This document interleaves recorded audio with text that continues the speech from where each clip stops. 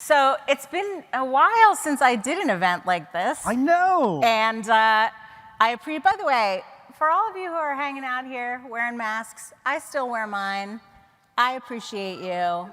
I know not everybody chooses differently. That's all cool. Yeah, nope, it's great. But I still am happy to see those who want to doing what they want.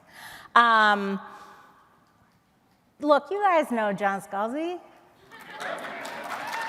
In fact, we were backstage talking, and I was saying, is it Scalzi or Scalzi? And I said, listen, radio people get people's names right, even more than everybody should. No. Radio people like to get people's names right. What did you tell me? Okay, so the thing about Scalzi versus Scalzi is that there is actually a deep and bitter family divide about which is Scalzi and which is Scalzi. And so, like, we have, family gets-togethers, and they're like, why is everybody pronouncing your name wrong, right? And I'm like, they're not pronouncing my name wrong. They're pronouncing it the way that I've asked them to pronounce it. And they're like, but it's wrong. And I'm like, no, it's not, because this is how I've always pronounced it. And if you put Scalzi in Google, I am the one who comes up. So I get to say which it is. Naturally, this makes me popular at family reunions. So it's a bitter feud. I mean, to me, my John Scalzi introduction is John Scalzi has written a ton of books. Yes. Right? A ton of books. Yes. You got your Old Man's War books. Yes. You got your multiple other kind of multi-book universes. Yep. You got your, look, you like me, you go back to the internet of the early aughts and even late 90s. Yes, yes, indeed. And been blogging forever. True. Still do. Yes. With the family. 25 years next month. I'm old. No, you know what you are? You're consistent. There are a lot of people who have 25 years of internet writing projects. Sure. Just not the same one. Right. Right? Well, the thing was, the way that the whole whatever, which is the name of my blog, started, it was twofold. One, I had to get my own domain because I had been working at AOL, which was sort of like Facebook before Facebook was Facebook. And they had laid me off. It was a layoff of one, which was a polite way of saying I got fired. And I was like, and I didn't have an email address anymore because it was tied up to AOL. And I was like, I'm going to get a scalzicom.com address, and then I will never have to change it again.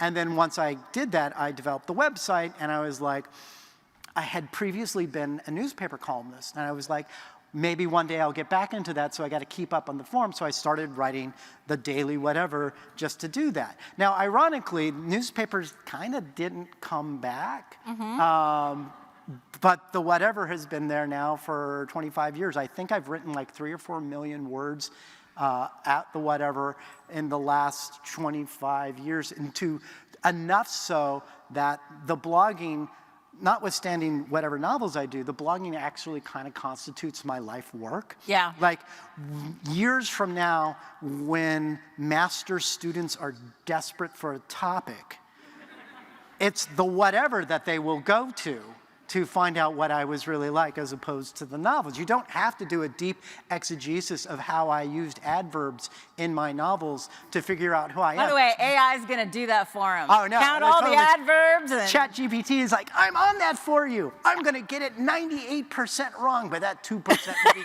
glory. I'm going to set you up to write the same percentage of adverbs as John Scalzi. That's amazing. Incredible. There was something just recently where it was that Prosecraft thing where they were like, yes, there was.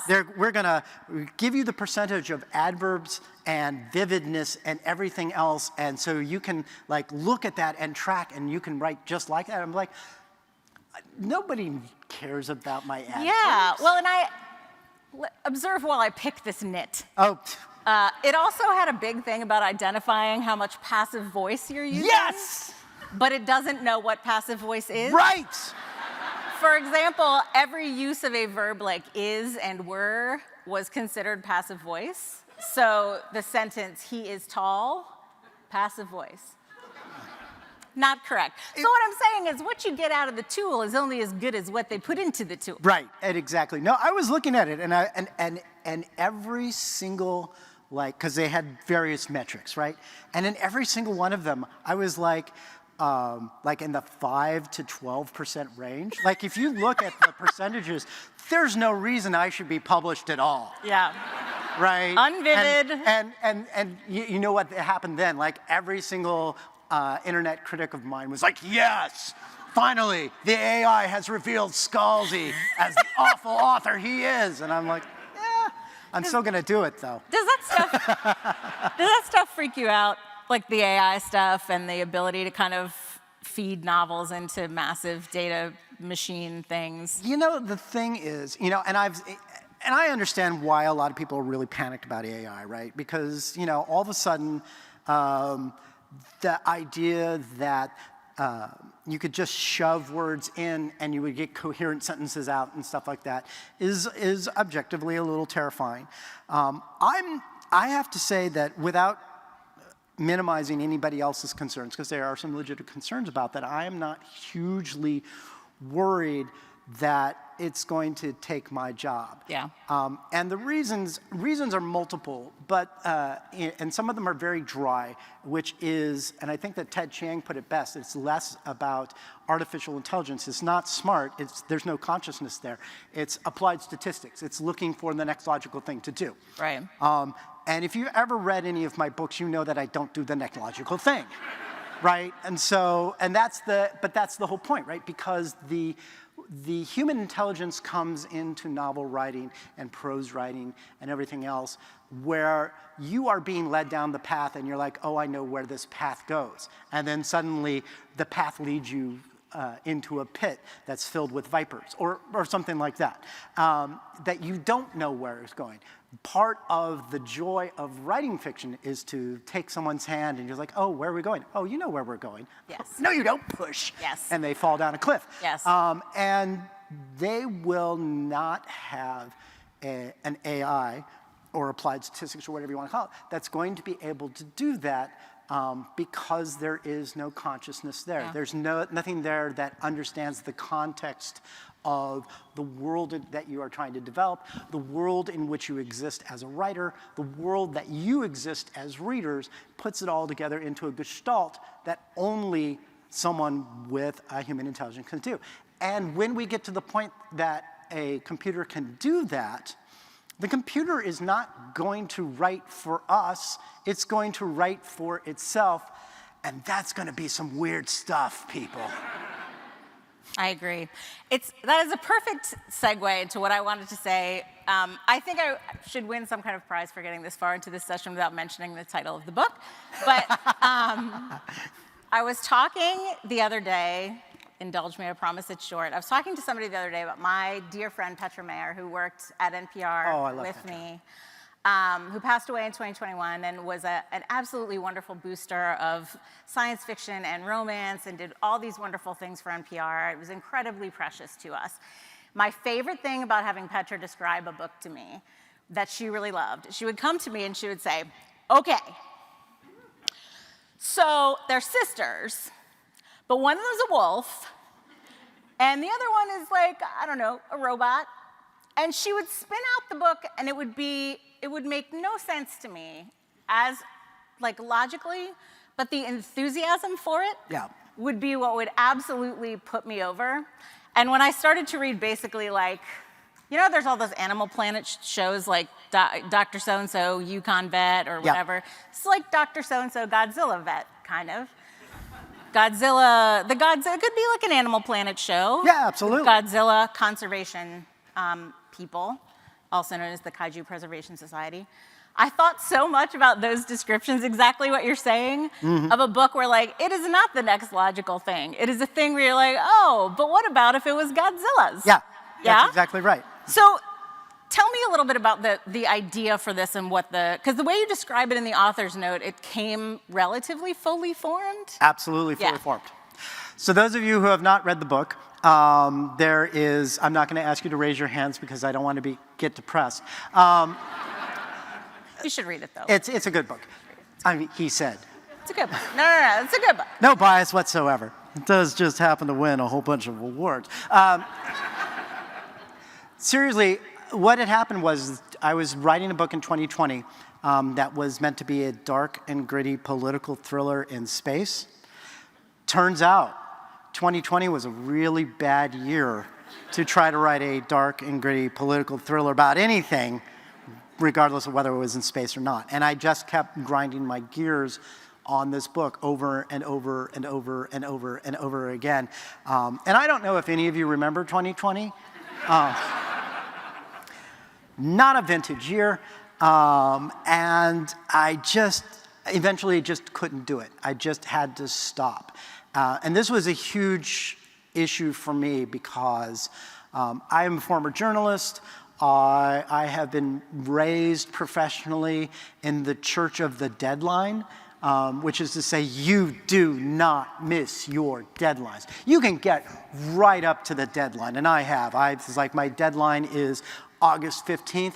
I will turn it in at 7 Do you always hit them now? I always You know a lot of authors don't do that. Well, I've heard. But that's my point. It's the whole thing of when you worked in newspaper journalism, as I did, everything had to be in at 3 p.m. You had to get everything in because it had to go to the printer. No ifs, buts, no excuses. You couldn't blow a deadline. You just had to do it. And that was so ingrained what I did professionally that all of a sudden to come up to this thing where I was 6 weeks out from the book being due, and I just knew that there was no possible way that I could do it. I mean, I've written books in a time frame shorter than that before, but I had understood where I was going with it, and so it wasn't a problem. And this one, I just couldn't do it. So I had to call up my agent or my editor. I was just like, I just cannot do it. I just can't make it happen. And he was like, this was a master of passive aggressiveness. He's like, it's fine. I mean, we already have the artwork. We've already sold it, you know, but it's fine. We will move it off the schedule. We'll, it'll happen when it happens and all that sort of stuff. And so I had the relief of all of a sudden being excused from this book that wasn't working. Mm-hmm. And I went to go take a shower and and so I'm in the shower, just letting the water hit me. And it literally was, my brain was like, okay, so now that you are no longer panicking about this book that you were never going to do anyway, here's this idea for something else completely different. It's called the Kaiju Preservation Society. And it just downloaded in my brain as like a complete thought, right? Not all the details would come out in the writing and stuff like that, but just as the concept and what was and who the characters were. It all was there. My brain sensing that the conscious brain was running around like a chicken on fire for a year was like, okay, well, we'll have plan B worked out, and it came out. And I literally like hopped out of the shower, toweled off, and immediately— You have to do that. You have to do that. And I immediately sent an email. Hey, remember that thing where I told you that I wasn't gonna be able to do that thing? If you give me 6 weeks, I will have a book to you. Bing! And I turned in the book 5 weeks later. It was just like, because it was all there. This is really the first time because I usually have been thinking about things for a very, very long time. Even if I'm not writing it, doing the typing typically tends to go pretty quickly. Yeah. But the thinking can take years and years. So from the thought in the bathroom to turning it in, 5 weeks. And I was just extremely happy. I hope. And people are like, that's amazing, so you can write a book in 5 weeks. It's like, no, because I had a year of panic before then. I mean, I'm glad that I wrote this in 5 weeks, but it should be 5 weeks plus 12 months of panic. I hope never to write a book like that ever again.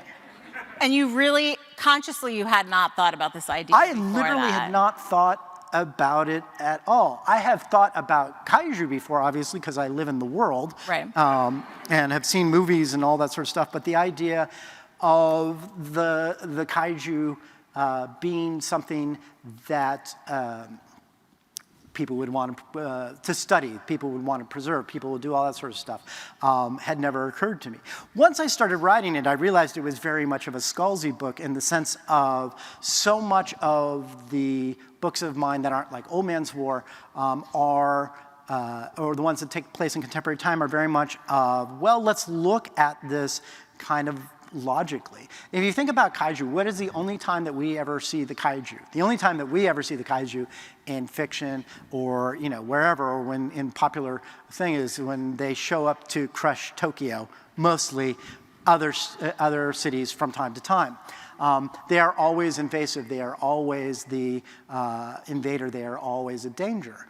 And so to flip that and invert it, it's like, well, what about if they're just living their truth, right? They're just doing their thing in a place where they actually make sense, and we are the people who are the invaders, and we are the people who are, potentially a danger to them. And that's kind of fun to take a sort of common pop culture idea, kaiju, red shirts, and the idea of the book that's coming up called Starter Villains, Supervillains, and take all the tropes that we already know about them and examine them to go, okay, but why, and to flip some of them on their heads. So in the Kaiju Preservation Society, the kaiju aren't a threat. They're just doing their thing. They're living their lives in kaiju earth, shuffling around, and you get to think about all the ways that they could logically exist in that sort of milieu, and how the humans would deal with that sort of environment. Yeah, and I mean, you could have written it so that they were just big animals. Yeah. And, people knew of the existence of these big animals, but didn't come into it with that pop culture idea of them. Yeah. But the book is written, I mean, I assume it was always part of that idea to have all these people very conscious of the pop culture. Oh, yeah. Presence of that the bases are named after the people who worked on the Godzilla movie, Yeah. and all that kind of stuff. Well, because the thing is that up until literally the turn of the century, when all of a sudden we all became apparently self-aware of pop culture, you would go see a zombie movie, and they had never heard of zombies before, right? They'd be like, what are these things? They appear to be dead, but yet they keep moving. What are these, and what should we be calling them? I don't know. Why don't we call them zombies? That sounds fantastic.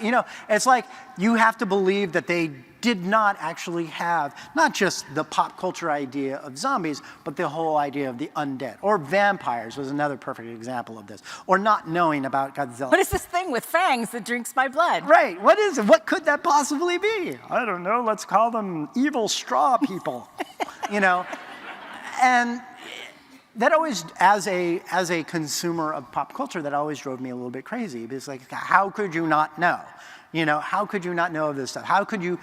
What is this alternate Earth where vampires have never existed? Right. Because they've literally existed in one form or another since, Babylonian times. You just to pluck that whole thing. There was a movie that was called Yesterday where the Beatles had never existed.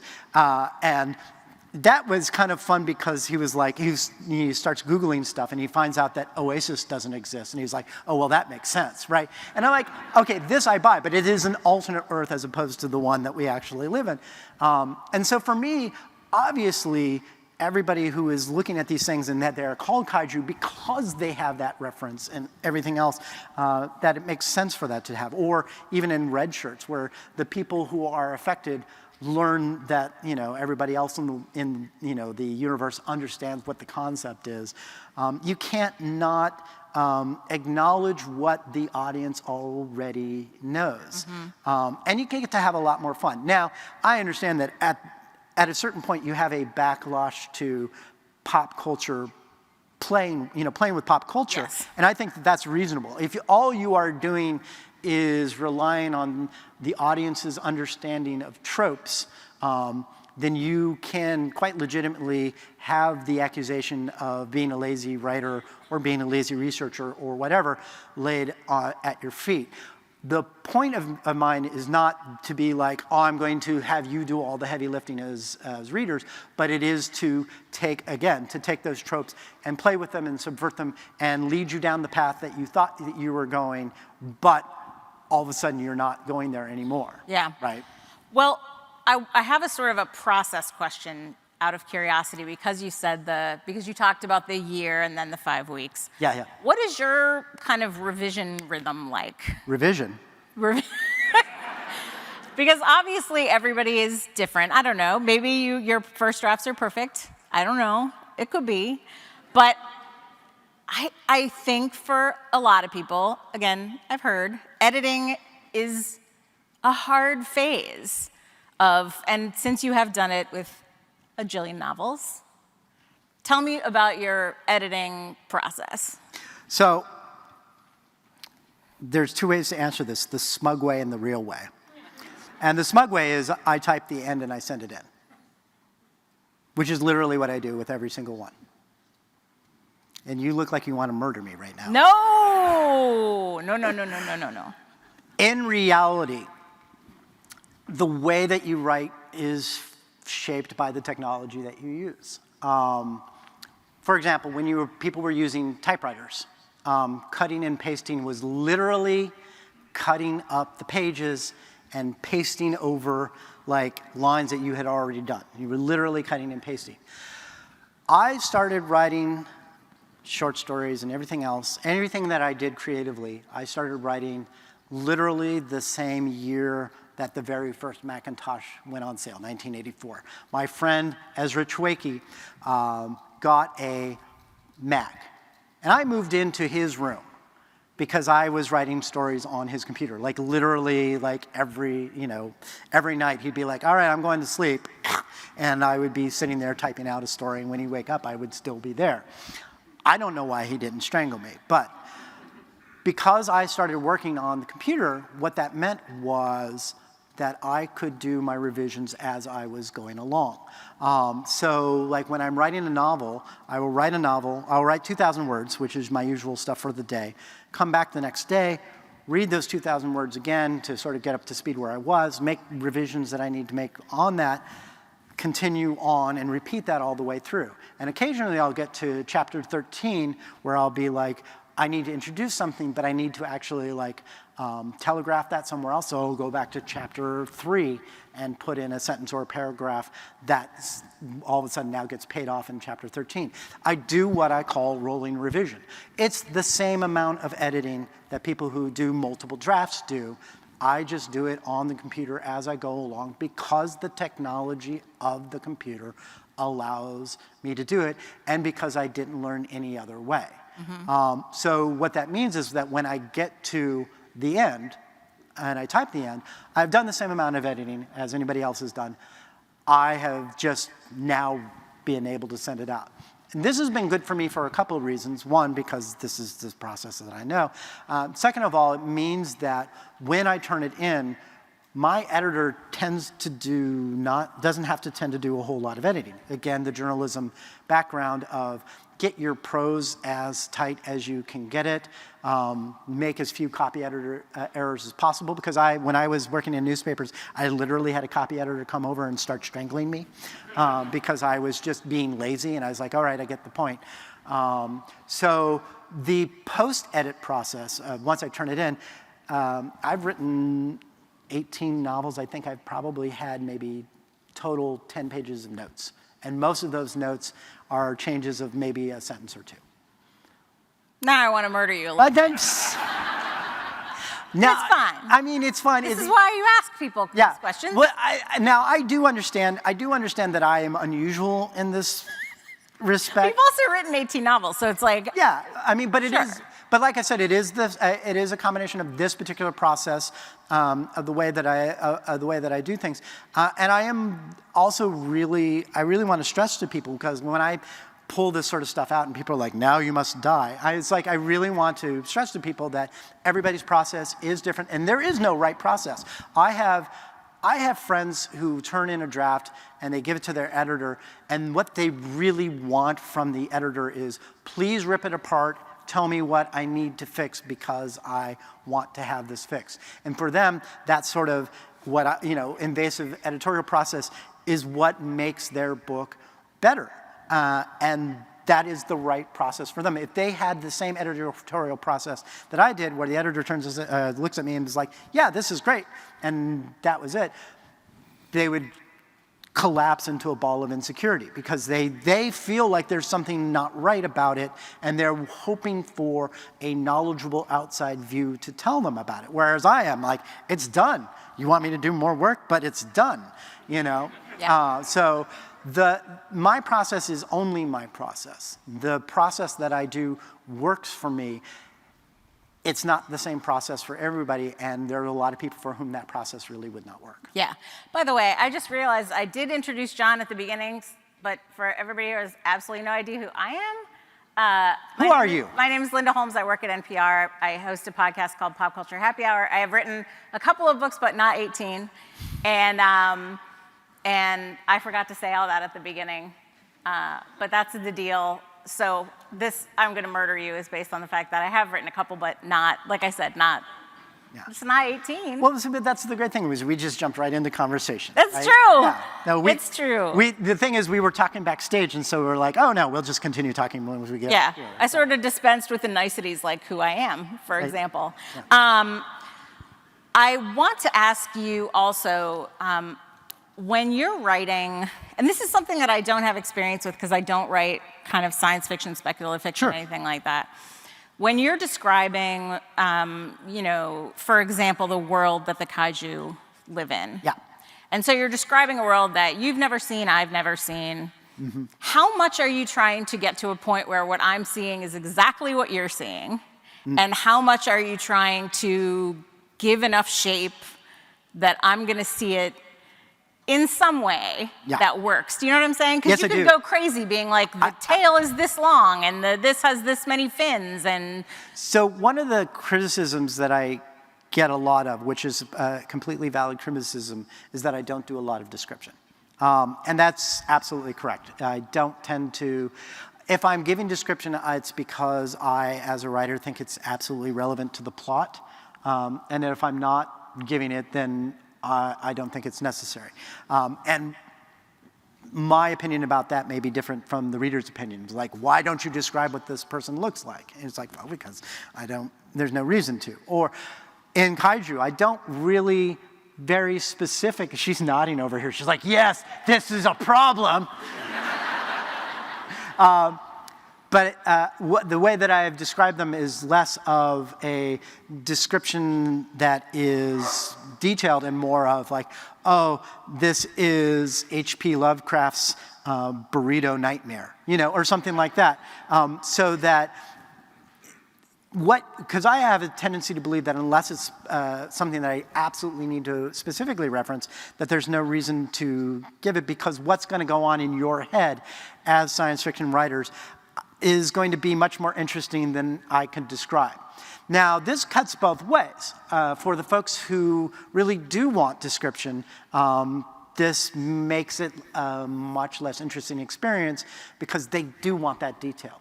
And I think that there are times and places for that. Like, for example, I mean, part of the reason that epic fantasy books are such door stoppers, right, is because there is so much detail about the way the universe looks and what every character looks like and how many stitches are in the brocade and all that sort of stuff. There is a reason why people cosplay that stuff and almost nobody cosplays my stuff, right? Like, I went to SoonerCon, which is in Oklahoma, and somebody actually did cosplay Old Man's War, or no, excuse me, Kaiju. He had a uniform on that said KPS on it, and he's like, yeah, I thought that this was probably what it looks like. Sure. And I was like, yeah, why not? Could be. Could be. But for me, I mean, I think that, like I said, I do think that a book is a conversation.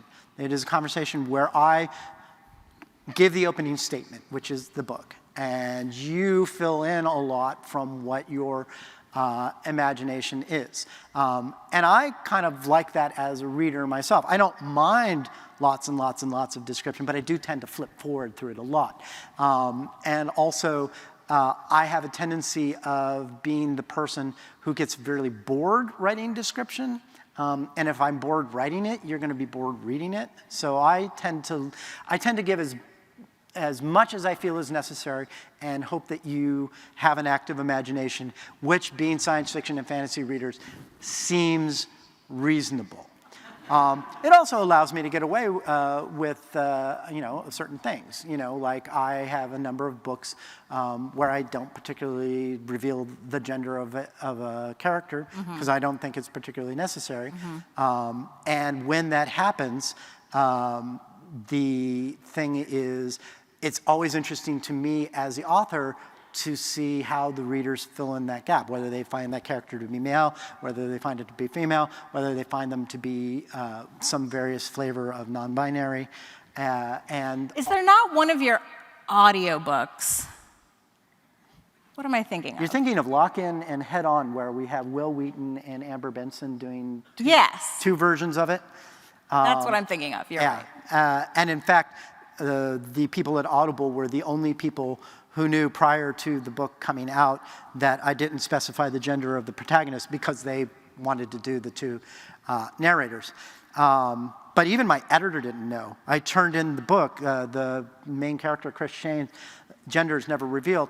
I turned in the book, and Patrick gets back to me weeks later, and I'm like, how's the book? He's like, it's great. And I like how you have Chris and Leslie Van, who is the other main character. It's a good balance because he's this way and she's this way. And I'm like, why do you think Chris is a he? And there's like a 10-second pause. And then he says, you bastard, right? I didn't tell him. We didn't tell reviewers. We didn't talk about it at all until I started going on tour, and people started going, hey, did you know that? Did you know? Did you know? And I'm like, I did in fact know that. And I did it with Kaiju as well. The main character there, the gender is never specified, because I didn't think it was particularly relevant for the story. You know what? Did you notice? Didn't get it. Yeah. Well, and that's the whole thing, is because one of the really interesting things to do is to find what people's default. Jamie, male or female? That's what I'm saying. Didn't get it. Don't know. Assumed it was a guy. Yeah. But that's obviously that's a me thing. Yeah, and that is the whole thing. Is my wife assumed that Jamie was, was a woman, and I've had a couple of people who are really talking. I'm processing this right now. Yeah, I've had a couple of people who was like, I just assumed it was a guy because one of the hallmarks of Jamie is they lift things, right? And they're like, so, lifting things is a guy. And I'm like, okay, just so you know, the other person in the book whose job to lift things is a woman named Val. That woman literally exists as a real person, and she's a weightlifter, and she could pick me up and spin me like a top, right? I don't want to hear this garbage about women can't lift things because, and also my wife is freakishly strong. I'm going to tell this story. I'm going to tell this story of my wife being freakishly strong. I'm over here having a moment. You go ahead. So we bought a church, which is a whole different thing, right? But we bought it for office space, and so later, okay, just later. But she bought a desk, and it's a huge desk. It's like, it's a regular desk, and it's got it's like 400 or 500 pounds, right? And the place in the office that she is putting, her office, it slopes just a little because it used to be seating for for the church. It was alcove seating. We took out the chairs, we sanded down everything, but it's still got a little tiny slope, so you need to adjust the little at the bottom of the little stands at the bottom of the thing. And so she's like, we're there, and she's like, okay, lift it up and I will twist them. And I was like, okay. And so I reached down and I move it like 1/8 of an inch, right? And I'm doing it, and I'm not like a massive manly man, but I can lift things, right? And so I'm lifting this, and she's like, yeah, this isn't working. Why don't we switch? And I'm like, okay. And I'm down there, like, getting ready to twist the little knobs. And I was like, just so you know, it's really heavy, so you should wonk. And it just goes up like 6 inches. And I'm just looking, and I'm just like, look, are you kidding me? Are you kidding me right now? And she's like, what? Are you going to do this or what? And I'm like, And she's just like, were you having a problem with this? And I was just like, fine, put it down, but she's amazingly strong, and just, so the idea that, well, it has to be a guy because of lifting things is like, honey, come over and meet my wife. She will. I think I she will chuck probably you. assumed it was a guy because you're a guy. Yeah. Well, and Honest to God, that's probably the answer. yeah, and the people who listen to the audio think Jamie's a guy because Will Wheaton's the narrator. Yeah. Right. But it's not in the. But it's not in. No, It's not. clearly not. We're going to do some questions in a couple minutes, but before we do that, I do want to touch on Starter Villain, Starter Villain. which I read, which I is- thought was delightful. Upcoming book, the one that comes out on September 19th. Starter Villain is about a person. It's a No, guy. that's a right? guy. It's a guy. That one's definitely a guy. It's about this fella whose uncle Yep. dies, and he discovers that the uncle is wrapped up in a whole Yeah. thing. Yeah. No, it's definitely a guy because the book is in many ways about men, and Because I was pretty sure. I was pretty sure. yeah, it's pretty sure. So Charlie, which is also the name of my dog, who is a girl. I was going to say, Charlie's not a big help, man. So Charlie is kind of down on his luck, a former journalist who now is a substitute teacher, who's kind of down on his luck, divorced, about to lose his house, discovers that his mysterious uncle, from whom he's been estranged since the age of 5, has left him the family business. And the family business just happens to be being a James Bond supervillain. And so he gets thrown into the deep end in this world. And again, a lot of the fun of this is to take something that is so trope-laden, we all know what it looks like to be a James Bond supervillain, and try to think logically about why this, like for example, my favorite thing, there is a volcano lair in this book where the supervillain was like, yes, volcano lair.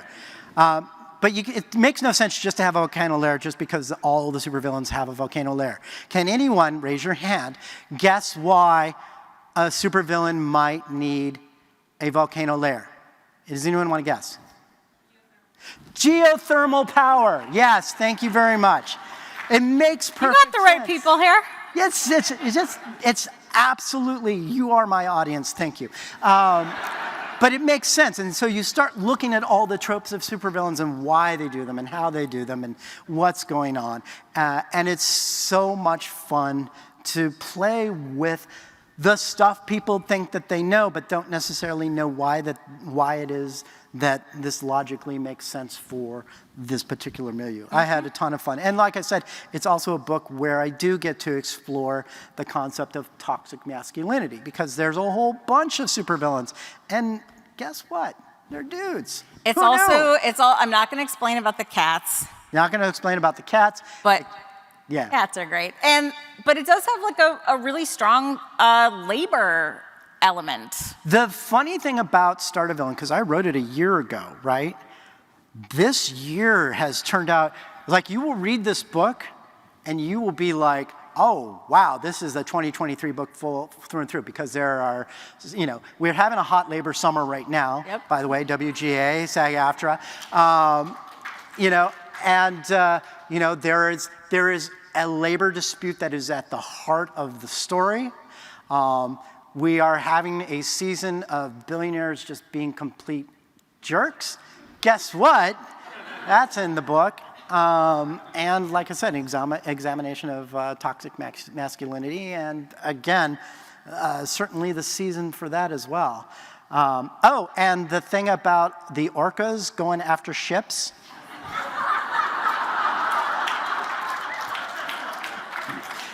Yeah.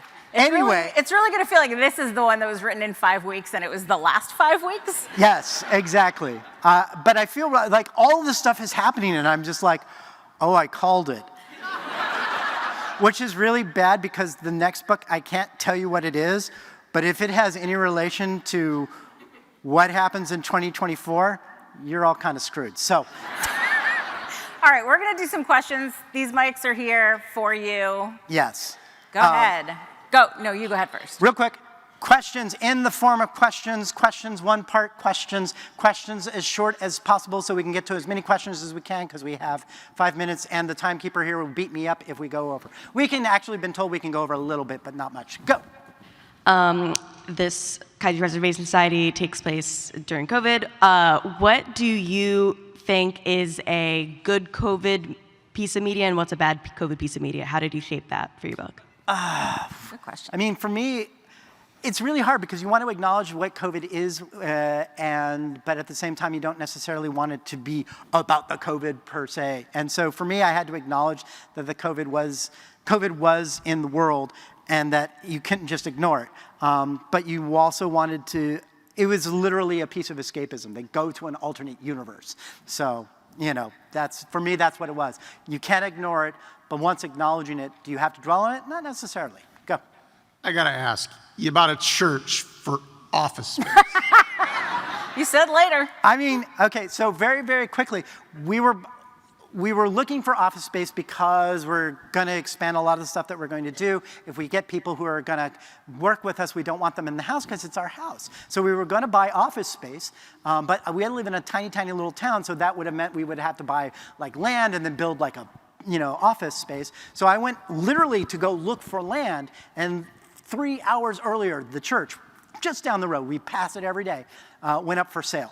And so we're like, okay, we went and looked. My wife evaluates property for a living. She's like, this is solid. We have work to do, but it's solid. We should buy this. And we did. And just for fun, I tell people what I like to do is because we live in a small rural town, it's small rural prices. And so to drive my friends crazy, because they live on both coasts, I asked them to guess how much I paid for it and watch them get progressively angrier and angrier the lower and lower it goes. So that's that. I love that you're not very descriptive, but that's because my mind's eye is not very vivid. How vivid is your mind's eye? Oh, it's super, super vivid. I mean, absolutely. I'm one of those people. It's like, they're like, imagine the apple. It's like, oh, I imagine the apple. Not only do I imagine the apple, but I imagine, these specific apples. They come from my neighbor's tree, and they're all kind of slightly misshapen because all apples, except for the ones that win the beauty pageant, are all slightly misshapen. So I have a very, very vivid idea of what they are. Yes? Very quick question about the book. What happened to Kevin? Kevin? What happened to him? Kevin's okay. He's okay? He's okay. That's all I need to know. He's okay. He was mentioned and never brought up again. He's gone to a kaiju farm upstate. Would tree crabs be good with Old Bay seasoning? Oh, you know what? Everything's good with Old Bay seasoning. I'm going to take you back a few years. Oh, I'm just very curious about what inspired you or possessed you to revisit H. Beam Piper. Oh, so I wrote a book that's called Fuzzy Nation, which is a reboot of an H. Beam Piper book, which is called Little Fuzzy, which was nominated for a Hugo Award in like 1961. And the reason I did that was I had always been curious. The golden age of science fiction, as is so-called American science fiction, basically goes from the late 30s to kind of the mid-60s. And it is a very specific time, and it's all good science fiction, but it's also informed by the time that it was written. And so there is sort of some inherent and latent sexism, racism, blah, blah, blah, blah, blah, blah, blah. Not necessarily in every particular thing, but that's the milieu in which it was created. And also, most of the successful science fiction writers of the time were, straight white guys. I am also a straight white guy, but I was living in a different era, and I thought it would be kind of fun to take a classic golden age science fiction story and sort of what would it be like if it was written by somebody today.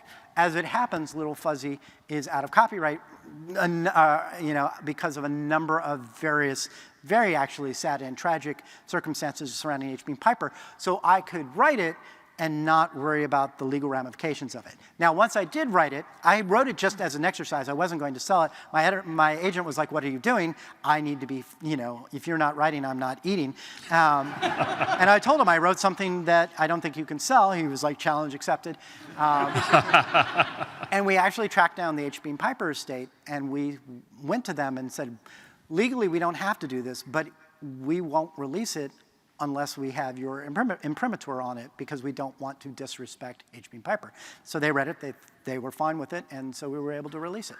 Well, it'd be interesting to see you do Uller Uprising, 4-Day Planet, or Cosmic Computer. You know, the thing is that it was a one and done. I have my own stories to write, so. Hey, so I really love your short form animated stuff, but if you were going to pitch a long, feature film, which work would you do and why, please? Oh, so she's talking about, our time is up. Can I answer? Okay. Everybody stay here. We'll answer the questions, and then we'll get through them as quickly as possible. She's talking about Love, Death, and Robots, where I have a number of stories that's on Netflix if you haven't seen it. Old Man's War, the Interdependency, Red Shirts, Kaiju. I was going to say, that would be a great movie. Kaiju, and you didn't hear it from me, but Starter Villain are all optioned. So they are the ones that are in. Thought so. Thank you. Yeah, so, question here? So I really love the references to the old kaiju movies. Were there any that specifically you think might have been in your mind that inspired those? Or if not, are there any that you just particularly like and what you think? Oh, I mean, I named the two of them in the book, right? The original Godzilla, which is a huge conversation about the helplessness that Japan felt in the face of nuclear power, and Pacific Rim, which is Guillermo del Toro going, hey, you know what? This is awesome. So between those are the two that really speak to me. Was the Interdependency always going to be a trilogy from the beginning? Because it's a very big story. Actually, I had sold it as 2 doorstopper novels, and the first one would be basically the arc that happened with the Interdependency books, and then a book that would have happened like 5,000 years later. And as it turned out, the story arc for the first book became those 3 books, and it's entirely possible that one day around I will get to the second arc. Depends on whether Tor wants to back up the money truck. So. Final question. What's your method for keeping track between your character perspectives and the world building that you do? And because your character perspectives are so unique and very well cut, but your worlds are so rich and well built. I mean, I don't really think about it that way. I mean, you create the world, and obviously the individual characters are going to have reactions to it. But if you know the characters well enough, you don't have to sit there and try to differentiate the two. It is very much of, it's the dungeon master theory. It's like you've created the world, now your players are going to come, run an adventure through it, and the characters, personalities are going to come through just because they are who they are. So I don't tend to separate them out. It's just all part of the same thing. So thank you. Yeah.